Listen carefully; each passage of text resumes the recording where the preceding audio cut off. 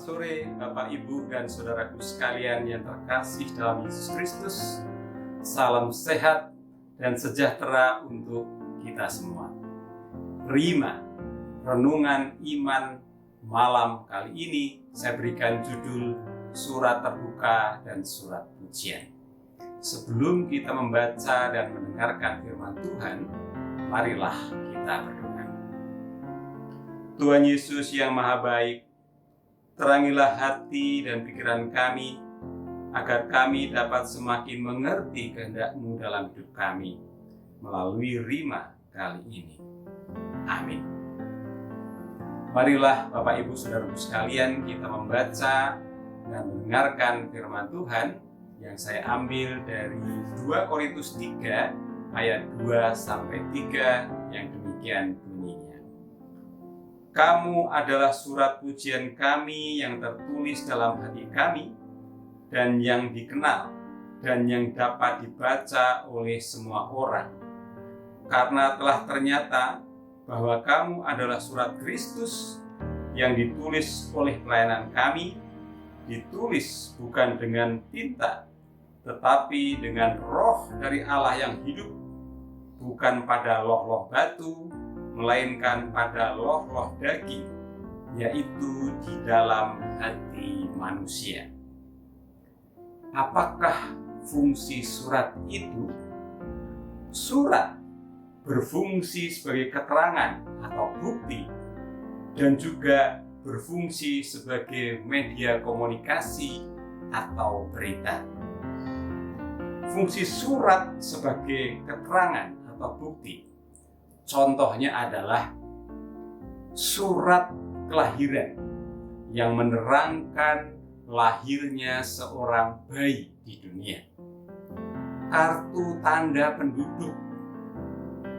Dalam dunia pendidikan, kita mengenal surat tanda tamat belajar yang menerangkan bahwa seseorang sudah tamat dari jenjang pendidikan tertentu.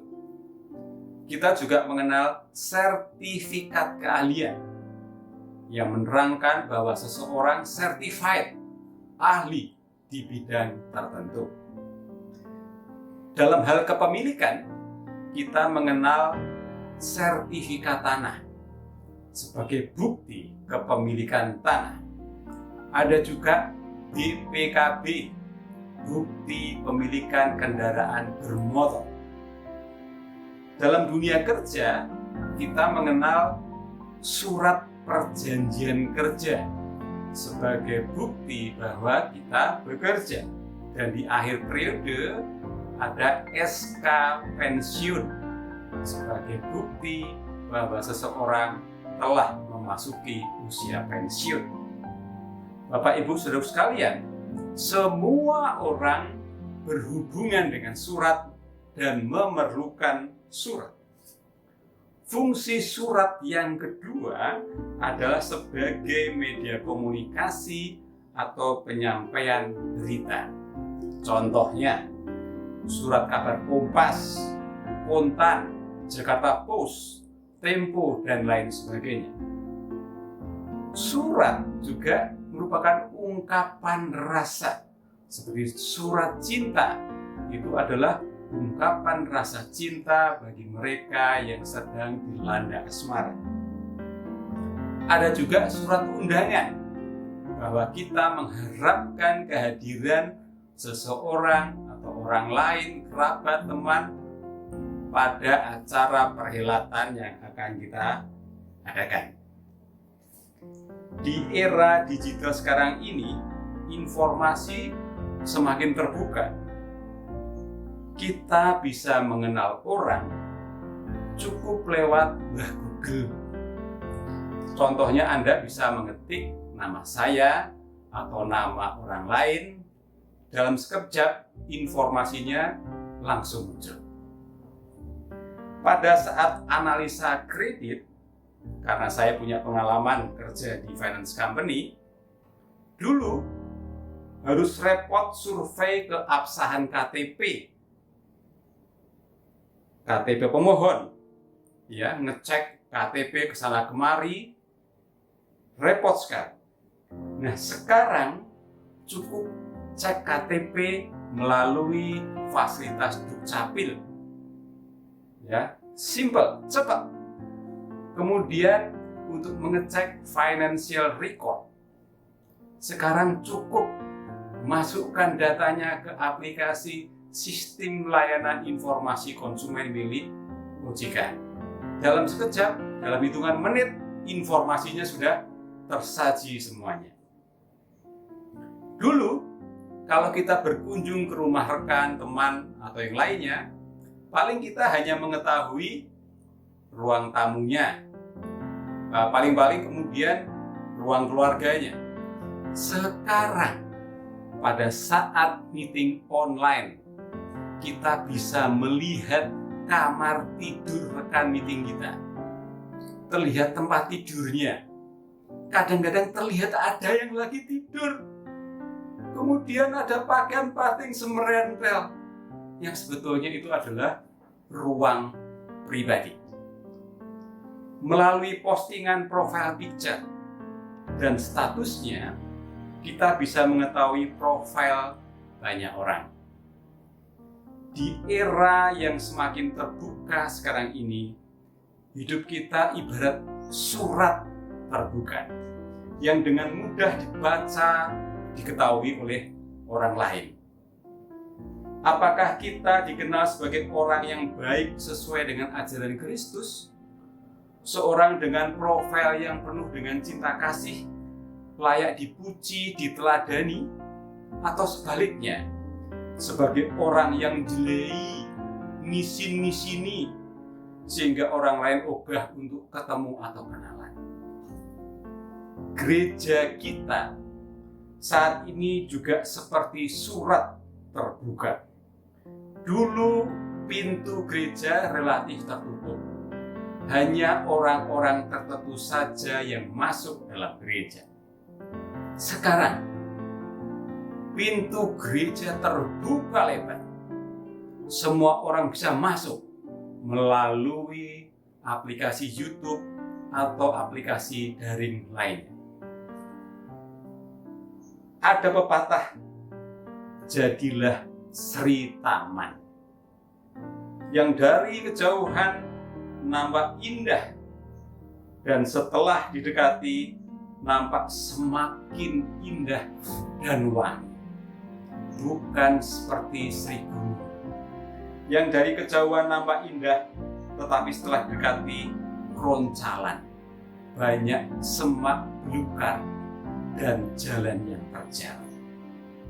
Bapak, Ibu, dan saudaraku sekalian, hidup kita bukan milik kita sendiri. Kita tidak bisa hidup seenaknya sendiri. Baik buruknya perilaku kita berdampak juga terhadap lingkungan kita. Seperti istilah anak polah bobo keperadai. Dalam diri kita mengalir darah orang tua kita, leluhur kita. Bukan hanya itu saja, udara yang kita hirup dan kita hembuskan juga udara yang sama yang orang lain hirup dan hembuskan. Perilaku kita, baik buruk kita, banyak orang lain yang terkena dampaknya. Dalam dunia marketing, untuk menentukan baik buruknya kualitas suatu produk atau layanan, tanyakanlah kepada konsumennya. Bukan maunya produsennya sendiri. Demikian juga dengan hidup kita. Baik buruk hidup kita, tanyakanlah kepada orang lain. Sebagai seorang anak, tanyakanlah kepada orang tua kalian. Sebagai suami atau istri, tanyakanlah kepada pasangan Anda. Banyak orang tua pusing karena ulah anaknya. Sebaliknya, banyak juga orang tua yang bahagia dan bangga karena anaknya. Banyak suami atau istri yang bahagia dan bangga karena pasangannya.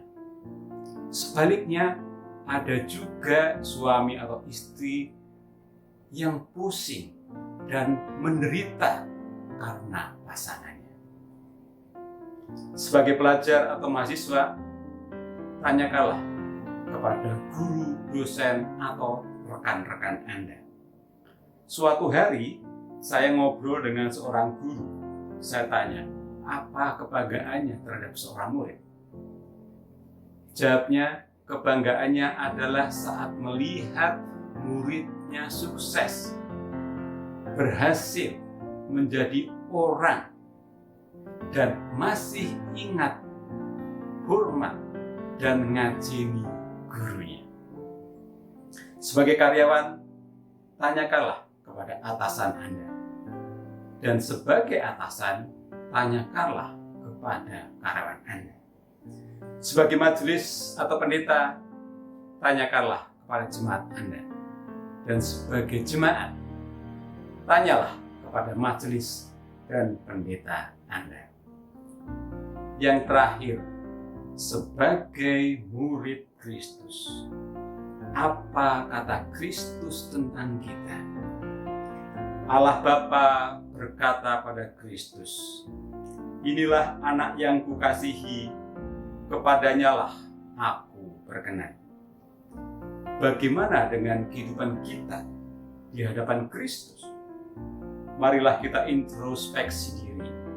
Semoga Kristus juga berkata pada kita, inilah anak yang kukasihi, kepadanyalah aku berkenan. Marilah Bapak, Ibu, dan saudaraku sekalian, jadikanlah hidup kita surat Kristus yang terbuka dan surat pujian bagi banyak orang demi kemuliaan nama Tuhan. Semoga Tuhan menolong dan memberkati kita semua. Amin.